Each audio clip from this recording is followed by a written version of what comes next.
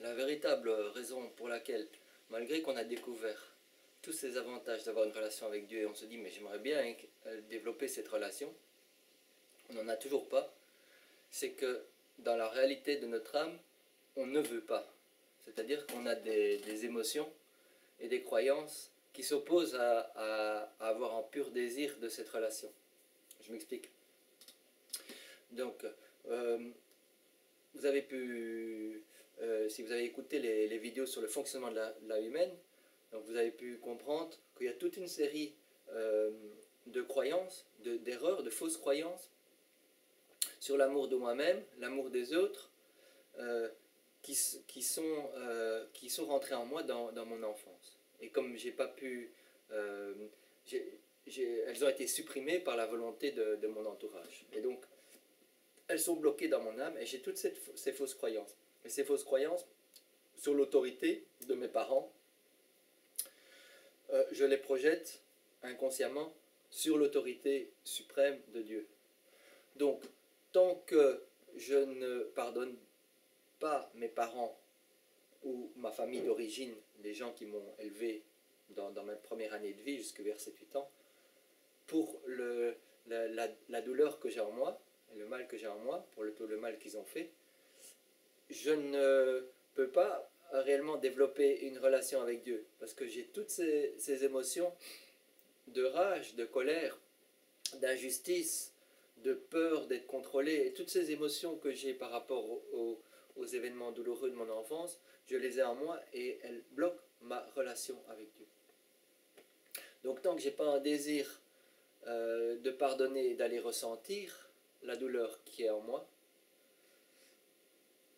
je ne vais pas développer une relation avec Dieu. Donc ce que je vais faire, c'est je vais éviter, supprimer, etc., cette douleur à tout prix. Donc ce que j'ai appris de mes parents, de la société, que tout le monde fait, je vais continuer à faire la même chose par mon propre choix. Quand je suis adulte, je pourrais faire un choix de pardonner, mais je ne le fais pas. Donc, la conséquence de ça, et je vais éviter aussi ma terreur de la douleur, parce que là au-dessus, il y a carrément une terreur. Il faut craindre la douleur. Ça, c'est une émotion que nous avons tous sur la terre. Il faut avoir peur de la douleur. Ressentir le plaisir et avoir peur de la douleur. Et cet évitement de ma douleur et de ma terreur de la douleur, ce choix-là, de continuer à les éviter plutôt que les ressentir, ça va me faire créer des façades. Ça va faire créer que je vais, dans toutes les situations de ma vie, faire tout ce que je peux pour éviter de les ressentir. Et je vais créer des addictions. Donc il y a une série aussi de vidéos sur les addictions à ce niveau-là. Donc je vais développer des addictions physiques, matérielles, pour éviter de ressentir cette douleur. Et je vais développer des addictions qui sont comme des vortex dans mon corps. Des vortex où je demande des choses si vous voulez, chacune de ces blessures que j'ai en moi, c'est comme un trou béant. Et je demande au monde de remplir ce trou pour que je me sente mieux, pour éviter de sentir ma douleur. Et puis, les autres ont aussi leur trou béant et leur addiction. Et donc, j'ai appris que je dois aussi nourrir et aider les autres à éviter leur douleur. Donc, ce qui arrive, c'est qu'on finit par vivre tous, pas dans la réalité de qui nous sommes et de ce qui nous fait mal, parce que ça, on veut supprimer. C'est comme si ça n'existe pas. C'est pour ça que la plupart d'entre nous, on croit qu'on a une magnifique enfance. Je me rappelle encore il y a quelques années, pendant ma vingtaine, quand une fille me demandait « mais parle-moi de ton enfance », mais moi, il n'y a rien de spécial. J'ai une enfance vraiment super, j'ai eu beaucoup de chance. C'est parce que c'était complètement supprimé, un désir de supprimer que j'avais appris, et c'est une stratégie de survie de l'enfant. Donc on n'a pas le choix. Mais maintenant on a le choix. Et donc on continue à supprimer par notre choix.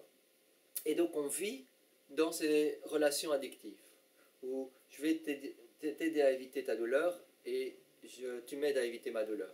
Et donc ça, c'est notre définition de l'amour. Si tu m'aides bien à éviter ma douleur, à me faire sentir vraiment désiré, moi je vais bien t'aider à éviter ta peur de manquer d'argent ou ta peur de la violence des hommes et tout ça, et ça va être une belle relation. Ça, c'est notre définition de l'amour. Et le vrai problème, c'est notre choix de refuser la vérité de où on est, Parce que dans cette condition, on fait du mal à soi-même par notre propre choix et on fait du mal aux autres. On continue. Et on vit dans cette condition-là. On crée autant de façades qu'il faut que ce soit nécessaire. Si on a une nouvelle situation, on n'a pas encore de façade adaptée, on va inventer une nouvelle façade et prétendre que tout va bien. Parce qu'elle va être acceptée par l'environnement. Et donc on vit là-dedans en faisant du mal aux autres et du mal à soi-même, mais on ne veut même pas reconnaître la vérité que c'est le cas. Donc on veut prétendre que on est dans cette balance sans arrêt entre douleur, plaisir. Chercher plaisir, éviter douleur. Chercher plaisir, éviter douleur. À chaque instant. C'est dans cet état-là qu'on vit. En tout cas, on en prend conscience quand on commence à s'ouvrir à ça. Au début, on n'a aucune idée. On croit que c'est normal et que c'est l'amour. Parce que tout le monde fonctionne comme ça. Mais le problème, c'est qu'on dégrade notre vie. On le voit à travers nos maladies, notre santé, nos relations, la violence dans les relations, comme il y a relativement peu d'amour dans le monde. Ça se voit si on observe honnêtement les choses. Mais nous choisissons de l'ignorer. Donc nous avons refus de voir la vérité absolue sur ce qu'il y a en nous et comment on vit, dans nos addictions, dans nos peurs. Et puis, nous avons refus d'avoir la foi que Dieu nous a créé pour être en tant qu'être émotionnel. Donc, c'est-à-dire que si on ressent la douleur s'en va. On est guéri. On ressent la douleur qu'on nous a fait, elle sort de nous. Mais on n'a pas la foi que c'est vrai. On a trop peur. On est terrorisé par la douleur. Donc on ne veut pas développer notre foi que Dieu existe, on ne veut pas développer notre foi que Dieu nous a créé, qu'on ne va pas mourir, on ne va pas être interné, notre vie ne va pas devenir terrible, elle va être meilleure. Ça, on ne veut pas la développer. Donc on ne veut pas la vérité, on ne veut pas développer notre foi, on ne veut pas développer notre humilité, parce que l'humilité, ça demande de sentir tout ce qu'il y a dans l'âme. Pas seulement la joie, mais la douleur qui nous empêche d'accéder à nos vrais désirs. On ne veut pas ressentir tout ça, donc on ne veut pas développer l'humilité et on est terrorisé par agir différemment, faire autrement que tout ce que tout le monde fait. Oh mon Dieu, mais comment on se fait attaquer? Essayez d'agir différemment de ce qui est autorisé dans votre famille, comme avoir une nouvelle croyance, etc. Et voyez comment les réactions, comment on essaie de vous ramener, que tout le monde fasse la même chose. Tout le monde fasse la même chose dans la famille, à l'école, à l'université, tout le temps. Tout le monde doit faire la même chose. C'est rassurant. Le problème, c'est que si on n'agit pas différemment et on ne décide pas d'agir on a un désir d'aimer, il n'y a rien qui va changer. Donc le problème, c'est qu'on vit dans ces addictions et comme on ne veut pas ressentir le mal qui s'accumule dans notre âme, parce qu'on engage ces addictions tous les jours, tout le temps, avec les gens et avec soi-même, en mangeant, en fumant, en buvant, etc. Le but, c'est pas de s'autocritiquer ou de se juger, hein. C'est pas du tout ça, c'est d'une mauvaise direction. C'est juste d'être honnête pour comprendre ce qui se passe et quelles sont mes croyances qui font que j'agis de telle manière ou je réagis de telle manière. C'est ça qui est important. Mais donc, on vit quotidiennement dans ces addictions, on engage nos addictions, on nourrit les addictions des autres, ils nous nourrissent, etc. C'est comme ça qu'on survit et qu'on meurt aussi, on finit par mourir. Et on refuse de ressentir la douleur supplémentaire que ça crée en nous. Et donc, le résultat de ça, c'est qu'on crée des nouvelles addictions là-dessus. Donc, quand on évite la douleur, il y a automatiquement on va automatiquement créer des nouvelles addictions. Et donc, on a des couches et des couches et des couches et des couches d'addictions qui sont créées. Et le problème, c'est que on n'est pas le vrai nous, parce que Dieu, il peut avoir une relation seulement avec le vrai nous, mais on vit dans une idée imaginaire de nous, qui est créé pour éviter les douleurs qui sont faites à nous. Et donc, dans cet état, c'est impossible d'avoir une relation avec Dieu. C'est ça le grand problème. Et quand on découvre le chemin de l'amour divin, on ne peut pas s'attendre à ce que en quelques minutes, en quelques semaines, en quelques mois, on va comprendre tout ça, démêler tout ça, et puis commencer à avoir un désir de repentance, de corriger le mal qu'on a fait aux autres et qu'on a fait à soi-même. Parce qu'on a fait du mal à tous des enfants de Dieu. Des enfants de Dieu, on est tous des enfants de Dieu. Et on doit demander le pardon de Dieu, se repentir pour avoir fait du mal à tous les enfants de Dieu. Et tant qu'on veut continuer à vivre là-dedans, on continue à faire du mal. Et forcément, le retour va être douleur. On va avoir de plus en plus de douleur. Et on ne peut pas s'attendre à avoir une relation et recevoir de l'amour de Dieu dans cet état-là, où on choisit d'ignorer ce qu'on fait. C'est notre choix. C'est ça qu'il faut bien comprendre, que c'est notre choix. Notre choix de ne pas vouloir voir la vérité, parce que si on a un pur désir pour la vérité, on la reçoit. Toutes les lois nous le montrent. De ne pas vouloir être humble, de ne pas vouloir avoir de la foi, qu'on est émotionnel et qu'on peut faire ce processus-là, et de ne pas pouvoir agir avec amour. Ça, c'est notre choix. Les quatre choses qu'on n'engage pas. Et donc, on ne peut pas recevoir l'amour de Dieu, on ne peut pas changer notre âme, on ne peut pas changer rapidement. Parce qu'en gros, on ne veut pas pardonner ses parents et notre famille d'origine. On ne veut pas. On veut d'abord qu'ils se repentent pour ce qu'ils nous ont fait, et après on pardonnera. On ne veut pas pardonner. Et on ne veut pas voir, on veut pas voir le mal qu'on a fait aussi. Moi, je suis une bonne personne, je vais à l'église le dimanche, je fais des bonnes choses. Ça. On veut essayer de se sentir bien et pas sentir la réalité de ce qu'on a en nous. Voilà. Ça, c'est la raison pour laquelle je n'ai toujours pas de relation avec Dieu, et il y a très peu de gens que je vois qui ont développé une relation avec Dieu, même s'ils ont appris les enseignements de la vérité divine. Donc on finit par croire que c'est pas vrai.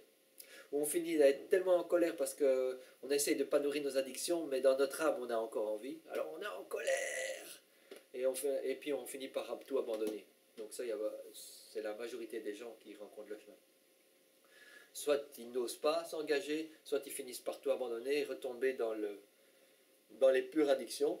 Mais ça crée énormément de douleur. Une fois qu'on a appris toutes sortes de vérités, ça crée encore plus de douleur de faire comme si on n'avait rien entendu. Donc on y revient tôt ou tard, quand on attend. Mais voilà.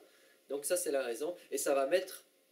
C'est la chose la plus difficile de notre existence, de démêler toutes ces addictions et toutes ces façades qu'on a mis en place, et de développer un désir de se repentir, de ressentir tout le mal qu'on a fait aux autres, tout le mal qu'on a fait à soi-même, et de le ressentir émotionnellement. Et puis de demander à Dieu de retirer la cause, parce que là, quand on a ce désir de repentir et de pardonner les parents, alors Dieu va nous aider à fond. Ça, on peut le ressentir si de temps en temps on a un désir de corriger, qu'on sent qu'on a fait du mal, et, comme à nos enfants, et demander de l'aide de Dieu. Là, on ressent l'amour de Dieu. Là, c'est très fort, parce que Dieu, il a tellement envie de nous aider. Mais donc, on développe ce désir, un vrai désir de se repentir, et de corriger le mal qu'on a fait, et l'humilité de le ressentir. Et puis de pardonner les parents, parce que la cause, la source, c'est ces fausses croyances qu'on a acquises dans notre enfance. Parce que si elles n'étaient pas là, on agirait automatiquement en amour. Donc c'est toutes ces erreurs qui sont restées dans l'âme. Et donc demander la grâce de Dieu, et l'amour de Dieu va retirer l'erreur. Et ça, c'est la fin du processus de repentance. C'est-à-dire qu'on pardonne ceux qui, au départ, nous ont mal traités. Et qu'on a voulu éviter les conséquences de notre douleur et créer tout le reste dans notre vie. Voilà. Donc c'est notre refus de nous repentir et de pardonner qui crée qu'on reste dans la douleur et la souffrance, et qu'on ne peut pas développer une relation avec Dieu. Et donc, la demande de développer la foi, le désir pour la vérité, le désir d'avoir la foi en Dieu. En nous-mêmes, c'est plus dur parce qu'on n'est pas fiable, mais Dieu, il est fiable à 100%. Le désir pour la vérité, le désir d'être humble, de ressentir toutes les émotions qu'on a en nous, de se voir comme Dieu nous voit, et le désir d'agir avec amour, un désir d'amour, de ne pas suivre, de ne pas continuer dans ce schéma destructeur. Voilà, c'est 4 choses qu'il faut développer. Voilà. Moi, ça fait 6 ans, ça fait seulement 1 an que je commence à un peu m'ouvrir à plus sincèrement à ce désir d'aimer et de voir ce que je fais dans ma vie de tous les jours. Donc ça met du temps. Et c'est la chose la plus difficile qu'on n'aura jamais à faire. Une fois qu'on commence à déconstruire un peu les addictions, à développer un désir de se repentir et d'être humble, on va commencer à toucher cette terreur. Cette terreur de sentir la douleur. Et ça, c'est le gros bloc. Mais il faut arriver à ressentir notre terreur de la douleur. Et ça va changer notre vie complètement. À partir de ce moment-là, on pourra commencer à ressentir les douleurs causales et ressentir Dieu beaucoup plus régulièrement. Parce que derrière les blessures de notre moi blessé, il y a le vrai moi que Dieu a créé, avec qui on peut avoir... C'est avec ce vrai moi qu'on est, c'est notre vraie âme, pur, c'est ce que Dieu voit. Il voit juste de la boue au-dessus et puis il voit ce qu'il a créé, qu'on peut avoir une relation avec Dieu. Et donc il faut développer ce désir de sincérité et de déconstruire nos addictions et nos fausses croyances qui croient que c'est bien, on est persuadé que c'est bien comment on agit dans notre vie, dans comment on aime notre partenaire, et on est persuadé que c'est la bonne chose. C'est ça, de s'ouvrir à la vérité. Voilà. J'espère que ça vous a un peu ouvert le pourquoi et les comment de ce magnifique chemin, mais pourquoi c'est difficile, très difficile au début. Ça demande beaucoup de courage et d'être concentré sur à chaque instant, d'observer chaque instant ce que notre loi d'attraction nous envoie dans toutes nos relations, dans tout ce qui se passe, et d'être humble avec ça. Voilà. Donc c'est tout un chemin de déconstruire le bourrage de cerveau qu'on a eu toute notre vie et de remettre en programme d'amour tel que Dieu le ressent. Voilà. Merci d'avoir écouté et